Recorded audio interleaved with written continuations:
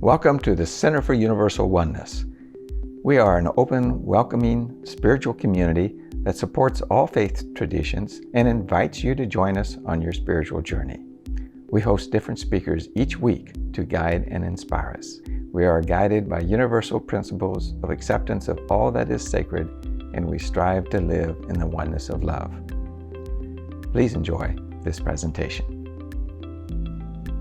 Okay, now we're being recorded and it's time for an introduction of our speaker. And I think everybody remembers Cyndi Swall favorably. She's been with us many times. She's a New Thought person for many, many years and has studied in different traditions and manages to integrate it into a wonderful combination of practical, which I enjoy, information on how to live the principles that we talk about.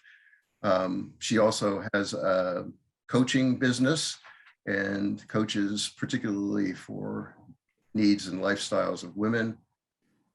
She facilitates the Bliss Camp transformational retreats across the globe and is just a dynamic and wonderful human being who's going to share with us this morning on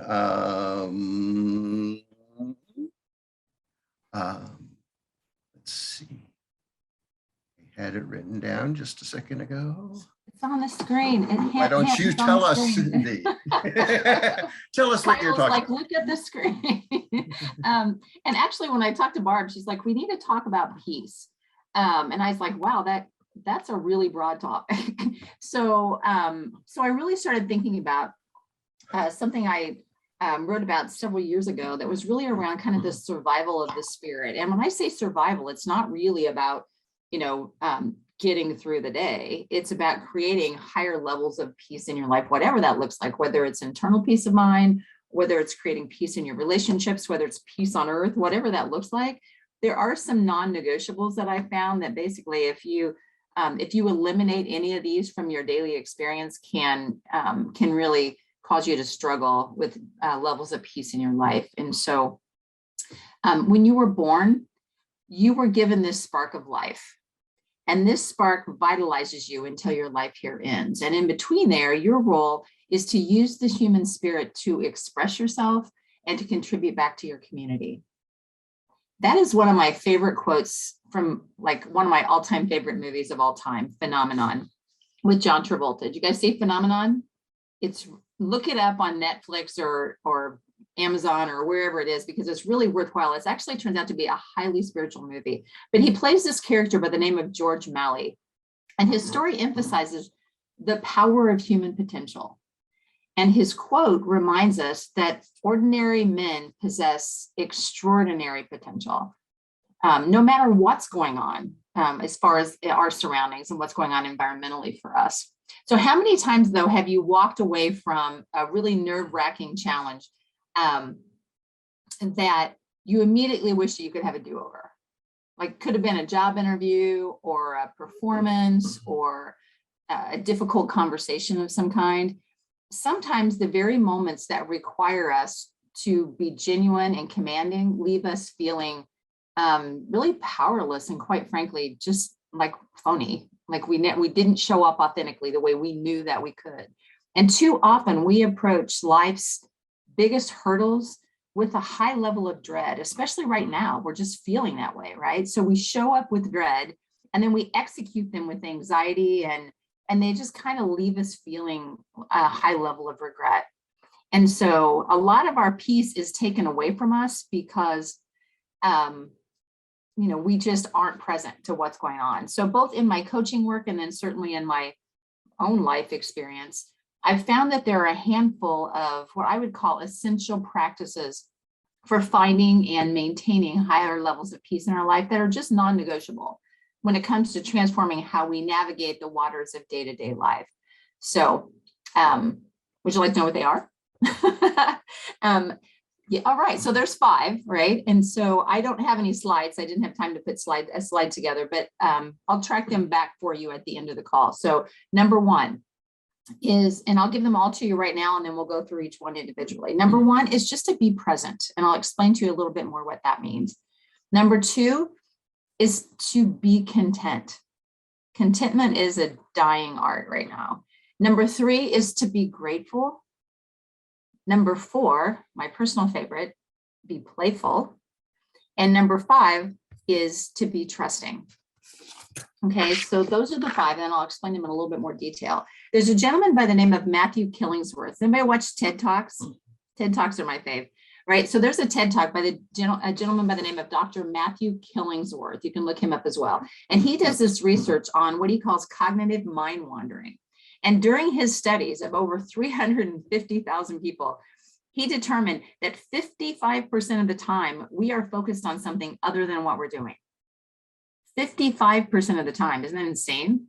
So consider that next time that you're either sitting in a meeting or having a conversation with a loved one, or God forbid, driving your car. Like, how many times have you driven somewhere and you're like, I don't even know how I got here. The car just drove me here. So think about those things. A wandering mind in and of itself is not necessarily a bad thing, right? That's where creativity comes from. That's where innovation comes from. So it can even reduce stress, but it only can do that if you're thinking about something that's more pleasant than what you're actually doing. Say, like, if you're a prisoner of war, you should probably be thinking about something else. So here's the rub, though. The second half of the research told us that within 2.5 minutes of mind wandering, people were infinitely less happy than they were before their mind wandered. Now, why would that be if that's the home of creativity? And this is really unfortunate considering how often we do it. But as it turns out, there's a very strong relationship between mind wandering now and being unhappy a short time later. And part of that reason is when your mind wanders, are you thinking about things like rainbows and butterflies and unicorns and stuff? No, like, what are we thinking about? Right? So we're thinking about bills that have to be paid, or whether or not I've been exposed to COVID, or, what's going on, whether or not there's going to be groceries at the grocery store. There's so many things that are going on for us right now that no matter what we're considering is almost always more distressful than what it is that we're actually doing. So that's part of the problem here. And so we spend a whole lot of time ignoring what I would consider to be our more prosperous circumstances while giving birth to the very distress that we're trying to avoid. And so that's really twisted, but we do it all the time. When you think of it, some of the core principles of New Thought, the primary principle of New Thought is that we create our life through our thinking. We all agree with that, right? So if in fact we create our life through our thinking, whatever that means is whatever you're thinking about is like planning a future event. So this is not new information to us. But I want us to really consider while we're being present is just to be aware throughout the course of the day what it is that is running through our mind, and ask ourselves, am I worrying or am I appreciating? Because when you're worrying, you're planning. When you are appreciating, you're planning. This is basic law of attraction stuff, right? So we have to consider that. In fact, Brene Brown goes as far as to say that we actually dress rehearse tragedy and disappointment, so that even in our most joyous times, because we're often waiting for the other shoe to fall, it's like we're protecting ourselves from feeling too good. It's like things are a little too good right now, so something must be lurking around the corner. Right? So we have actually trained ourselves in Western civilization to think that way, which is crazy. So in fact, it's actually kind of a troubling pattern that I'm seeing with my friends and with a lot of my client base, is that even in our personal relationships, is that people are unwilling to engage very deeply for fear of being hurt in some way. So they keep people at arm's length so that they don't have to get so close that we are at risk of being damaged in some way, right? So people are literally avoiding extreme joy in their life right now so that they don't risk disappointment later. And psychologists, you guys hear me talk about this all the time, right? The term confirmation bias. This is one that I'm very adamant about, which basically means we seek out evidence to support what we already believe. We know that, right? We see it on the social media all the time. In fact, I talked to you last time we were together about the movie, The Social Dilemma. We're not going to get into that again, but that's the whole concept. It's like they're only feeding you information that you already believe. So it's like, not only do we do it to ourselves, we've actually trained the media to do it to us also. So now we've got like this double hit of confirmation bias going on.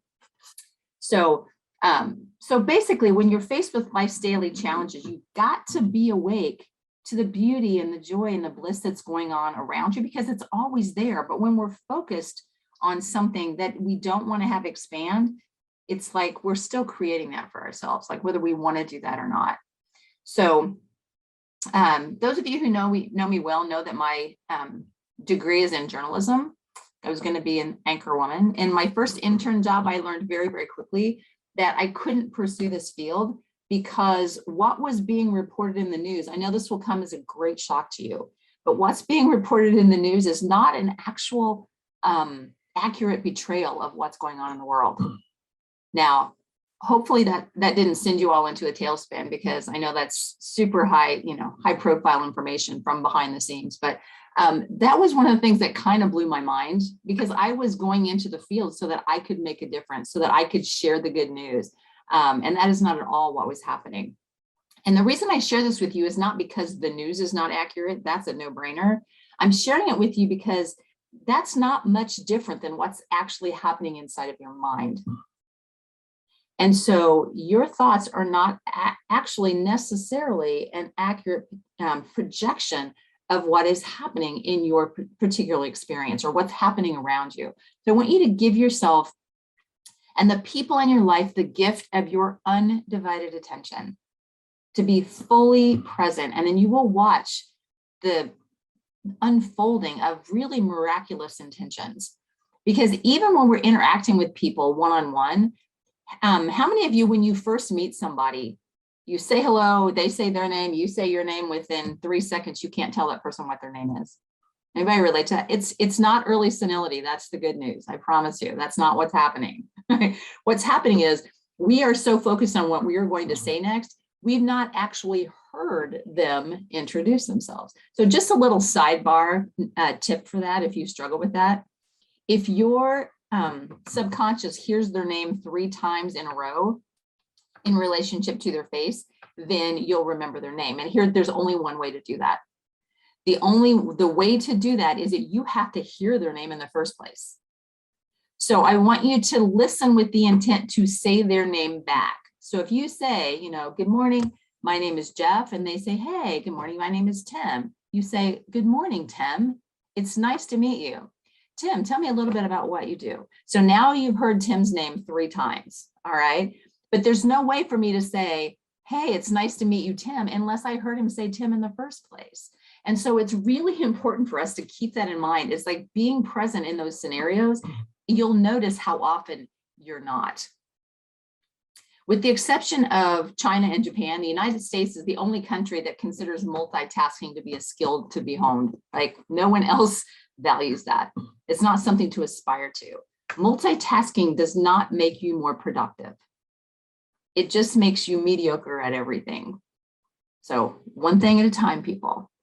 Remember, in almost every scenario, you must be present to win. So number 2, we're going to talk about number 2. Number 2, once again, is to be content. So those of you who know me know that I make a living helping people get from where they are to where they want to go, right? That's what I do. And it is a majorly rewarding vocation. But as a result of that, I find it hard sometimes. I don't know if you do, but I find it hard sometimes to get out of self-improvement mode. And part of that, can anybody relate to that? Like you're always trying to make yourself better, make everything better, get everything done, get through your to-do list. It's kind of a new thought syndrome too, by the way, right? Because we're all about, development, spiritual development, self-development. So I was raised in the unity movement, and I'm a coach, so I can be annoyingly transformative all the time. So it is kind of irritating sometimes that not have the ability to be able to, number 1, be present, and number 2, just be okay to know that we're not broken, right? That we don't have to fix everything. I remember one time I was making plans to go up to New England. I have a big client up in New England, and I have a friend there that I stayed with year after year. Her name was Katie, and Katie was like the poster child for up-leveling your life. She was also a coach, and we would talk for hours about all the things we're going to do. And I always leave there inspired to play bigger. And that's probably one of the reasons that we got to be really close friends. But I was on this particular trip, I was talking to her, and I was only going to be in New England for 4 days, which is one of my favorite parts of the entire planet. It's beautiful up there. And so I'm talking to her on the phone, and she said, so what do you want to do while you're here? She goes, you want to go to the gym? She's a bodybuilder, of course. I was like, sure, let's go to the gym. And like, no sooner had I hung up the phone and I was thinking to myself, not really. Like, I don't really want to spend the 4 days that I have in one of the most beautiful parts of the country, smelling sweat socks and facing a scale. Like, I can do that when I get home. And so in my mind, it really wasn't the way I wanted to spend the weekend. If I was being really honest with myself, I didn't really want to do that. But as I was even thinking that, this nanosecond of getting real with myself, I felt a little guilty about that. It's like, and it made me wonder, honestly, if as a society that we even know how to approach life, not in self-improvement mode anymore, or not in trying to create a higher level of self in some form or fashion. So as an experiment, I decided that on this particular trip, this is very scandalous for me anyway, that on this particular trip, I was going to set a goal for the entire time that I was there to not try to improve myself in any way. That was my goal. It's like, you know what? I'm just going to go and feel the wind in my hair, drive where the car wants to drive, eat what my body wants to eat, and just experience what was happening around me. And it was very difficult is to not buy any magic potions or not go to the gym or not watch any Deepak Chopra or not listen to a podcast of any kind. It's like, you know what? Heck, I may not even shower. I'm just kidding. I totally showered. But I didn't do anything other than get up, get dressed, and go do whatever I wanted to do. And my point here is that while it's our nature to want to grow and to expand, sometimes enhancing the human spirit comes when we quit trying to fix ourselves or to fix other people. And I'm here to remind you that not only are you not broken, but you're not alone. Remember, contentment truly is a dying art. So just for the next few days, I was granting myself permission to just listen to whatever I wanted to listen to, do whatever I needed to do, and just ponder really useless questions about what was going on in my world. Whether or not I wanted to wear this shirt or that shirt was the biggest decision I was going to make throughout the course of the day. I didn't need to save anybody. I didn't need to be more productive. And I really invite you to join me in doing absolutely nothing to improve yourself today. Just to give yourself a much needed break from just all of the doing and see if it's possible to just be. To recognize that you are a glorious spirit with skin on. That's who you are already inherently. At a deeper level, you already know that you are 100% complete. And there's nothing else you need to do today to make you more of that. Number three is to be grateful. And I know this sounds like a big duh, but you've heard the old axiom, have an attitude of gratitude, but here's the distinction. What I've learned over time is that having an attitude of anything doesn't change your life in any way. Now, I'm going to invite you into a practice of gratitude. You must actively practice gratitude in order for you to experience continuous joy, bottom line. And that means that you make gratitude something that you do rather than something that you feel. And don't get me wrong, feeling gratitude is a wonderful thing because it attracts more things for you to be grateful for. So in that regard, it's really useful. But for the feeling of, really when you think about it, but the feeling actually in and of itself is like the symptom. It's not the thing. So it's the practice is not the goal. So if you're wondering what it looks like in action, like how do you practice this? It simply means that you go through your life every single day looking for reasons to be grateful.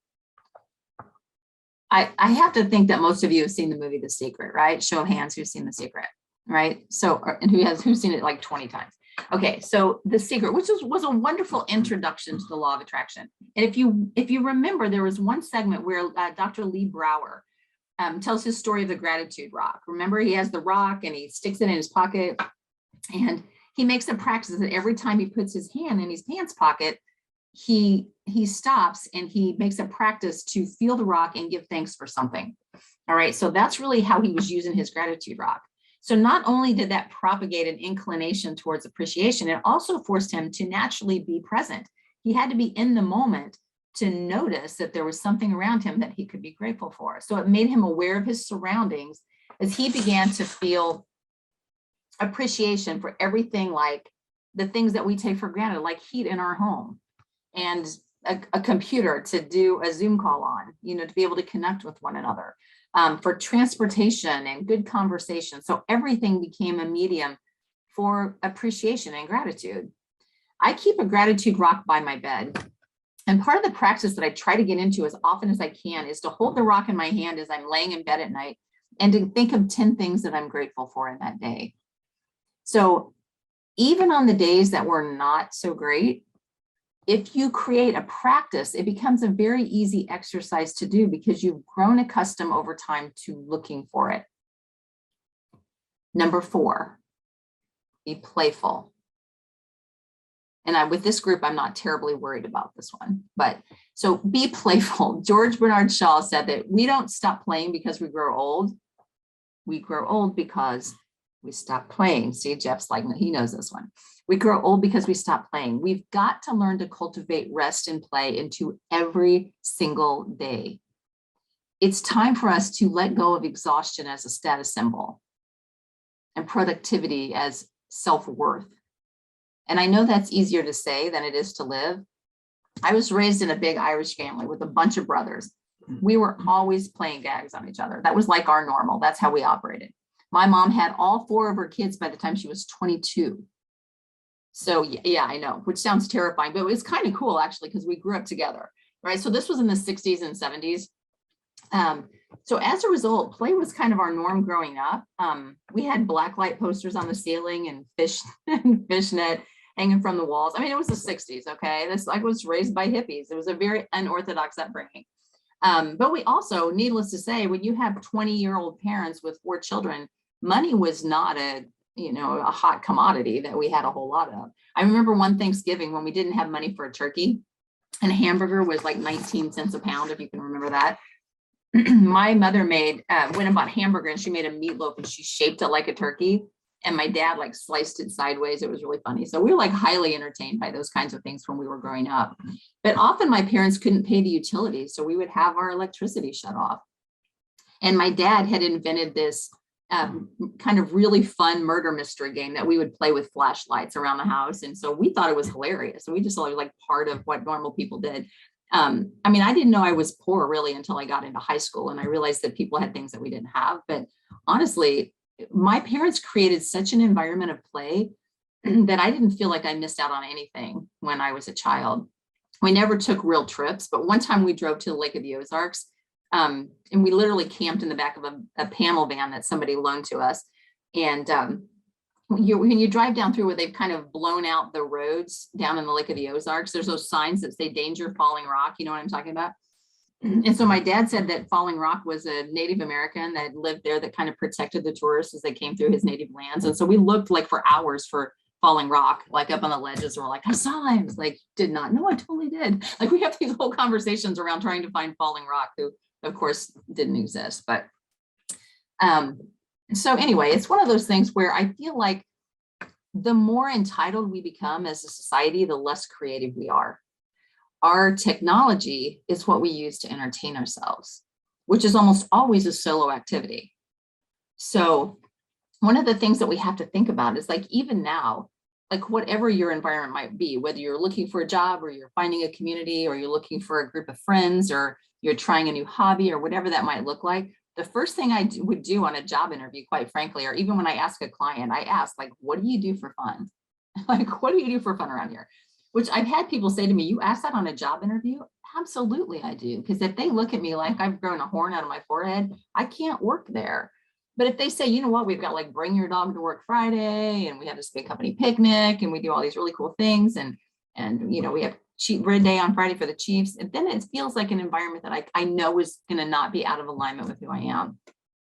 So in fact, I would argue with you that the opposite of play is not work. It's depression. And the statistics tell us that chronic depression has increased so much, like literally 200% since this pandemic has started. Mental illness, chronic depression is up 200%.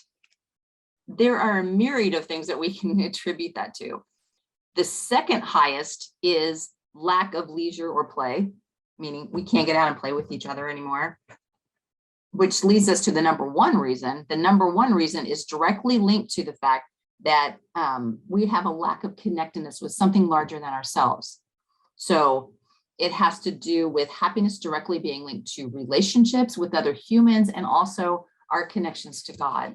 So something bigger than ourselves. So we've lost track of connection during all of this, which has caused us to be out of integrity, not just out of integrity, out of alignment with who we are meant to be as human beings. We are here for each other. And when we can't reach out, when we can't touch, when we can't connect, when we can't hug, when our practices are all out of alignment with where we've been in the past, then it creates that a level of dysfunction for us that's very, very sad. Number 5 is to be trusting. And trust is built in the smallest of moments. In John Gottman's study on trust and betrayal, he calls these sliding door moments. And sliding door, he's referencing a 1990s movie with Gwyneth Paltrow that was called Sliding Doors. Anybody see that? I'm giving you guys a movie list right now. I hope you're writing this down, right? So we've come up with several throughout the course of this. So he talks about sliding door moments. And the premise of the movie is basically it unfolds as we're following her life through what would be seemingly unimportant moments. But when she's trying to catch a train, in essence, is what's happening. But it starts to get really interesting is that when she boards the train or she's getting ready to board the train, the movie actually splits into 2 separate scenarios. And in one scenario, she gets on the train. And in the other scenario, she misses the train. And each scenario takes her to radically different endings, depending on the people she met and the interactions that she had. So he believes that trust is built on these sliding door moments. And we are never at a choiceless moment. We're always making choices. Every day we face these scenarios. You see somebody that maybe looks scared or are lost or homeless, and we try to avoid eye contact because we want to break our stride, right? Or someone pops up on your caller ID and you think to yourself, you send them to voicemail because you think, you know what, I got a lot of stuff going on right now. I don't have the energy to talk to this person. And so there are a lot of opportunities that we have for sliding door moments.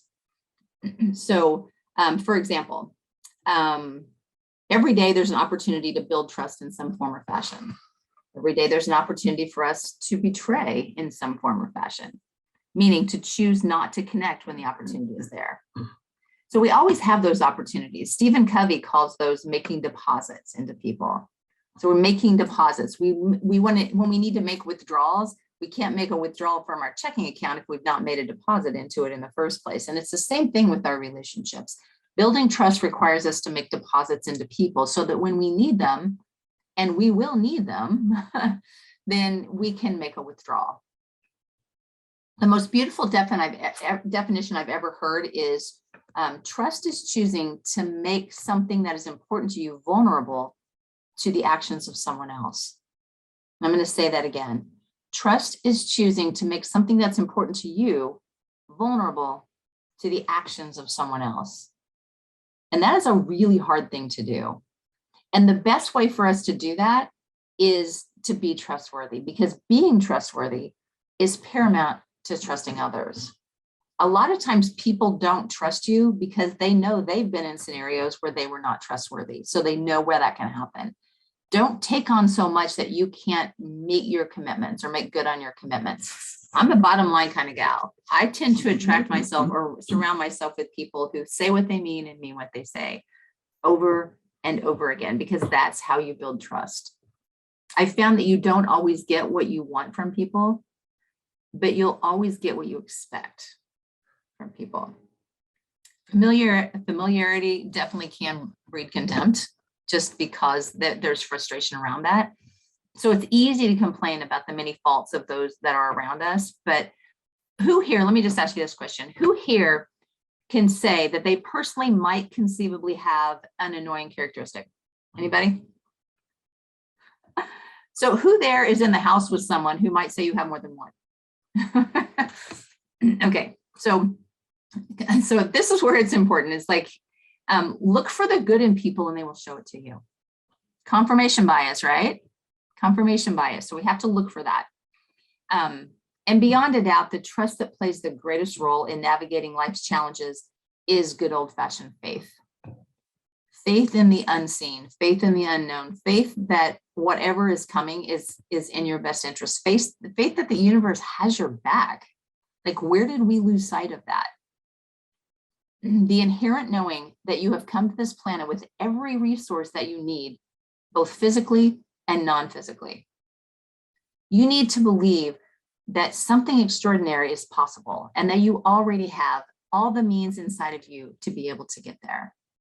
Albert Einstein once said that you can tell the ultimate happiness of a man's life by how he answers one question. You guys have heard me before. What's the question? Anybody know the question?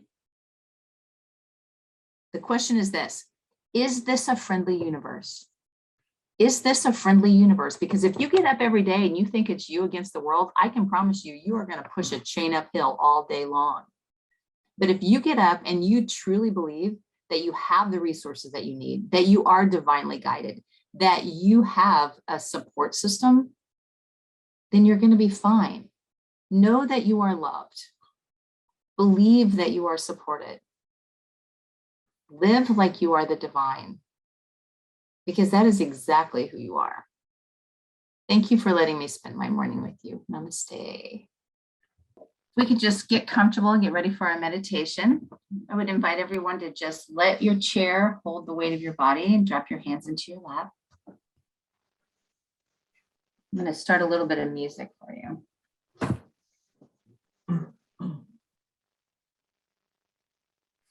I say that, just trying to find my.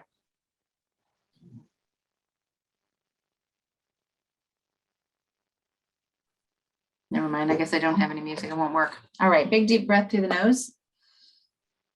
To the count of 4, 2, 3, 4, and out through the mouth to the count of 4. One more big deep breath through the nose. And out through the mouth. This time I want you to feel your shoulders drop. One more breath. This time as you exhale, just sigh it out.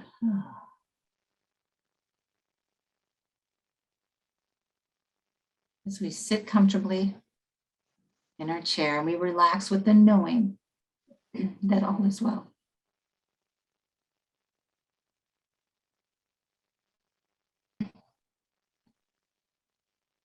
What I'd like for you to do now is, as you sit in your breath, just pay attention as you're counting the breaths 4 in and 4 out.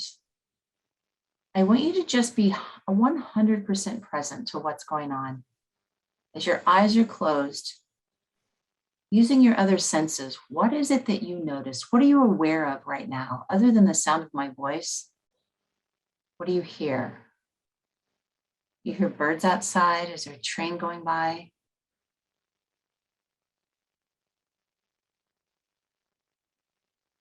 Is there someone else in the room that you hear breathing or moving?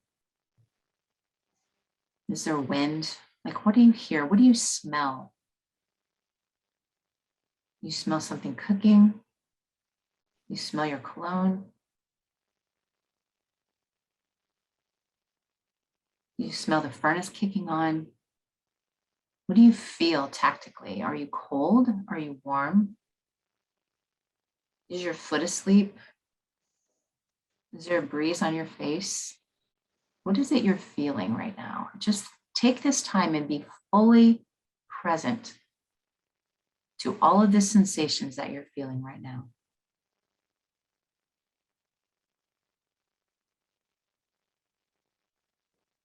To be in acceptance of anything that's happening right now.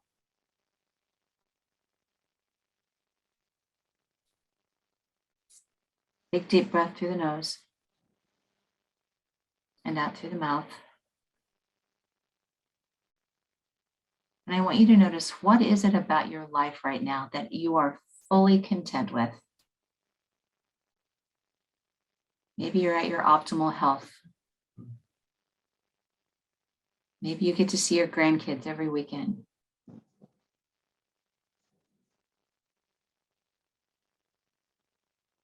Maybe you're learning to cook or sew or garden or ride your bike. What area of your life are you fully content with in this moment?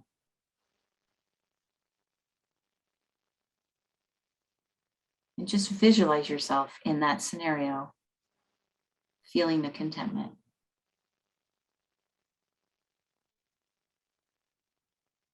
Big deep breath through the nose, out through the mouth.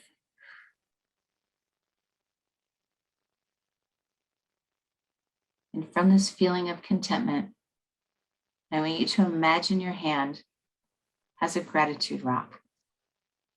Close the palm of your hand around the rock. And I want you to think of 3 things that today you are deeply grateful for. Something you don't normally give gratitude for. Not the big things, not your spouse, not your home. Maybe you're grateful for running water in the faucet.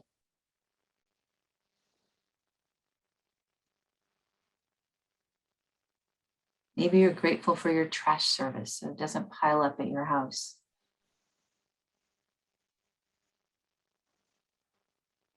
Maybe you're grateful for the technology that allows you to have LASIK or get contacts or wear glasses so you can read and continue to educate and inform yourself and enjoy new information.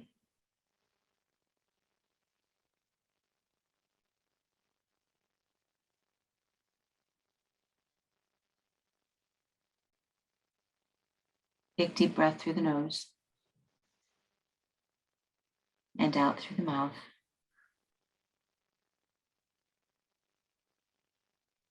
And I want you to recall a time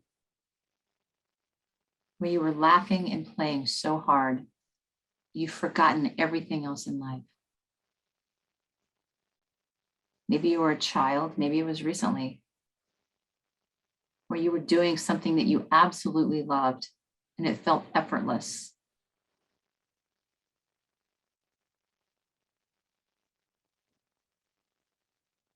And it was deeply joyful.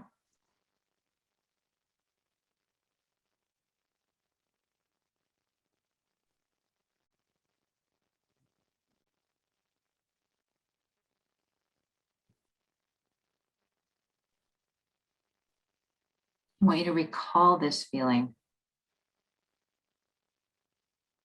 as you make a determination for how you can create more of this play into your experience now.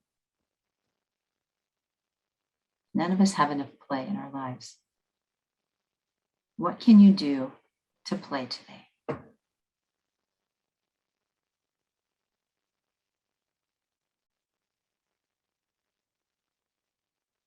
Big deep breath through the nose and out through the mouth.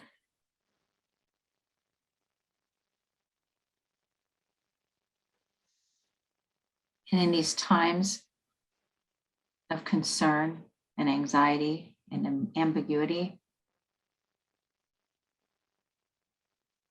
what can you trust in? What can you know beyond a shadow of a doubt is there to protect you, to serve you, to honor you, and to support you? Maybe it's a person, maybe it's a place, maybe it's this community.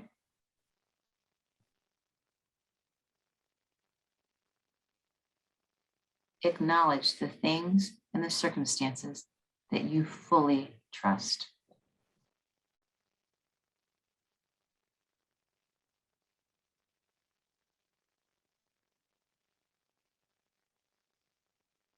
Big deep breath through the nose. Exhale to the count of 4, 2, 3, and 4. One more big deep breath through the nose. This time as you inhale, sit up straight. Feel the air go all the way through your body, all the way to the top of your head. Exhale. One more big deep breath as you sit up straight and tall.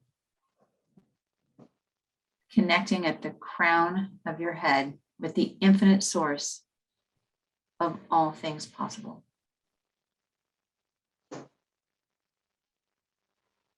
And as you exhale with the knowing that today is made for you.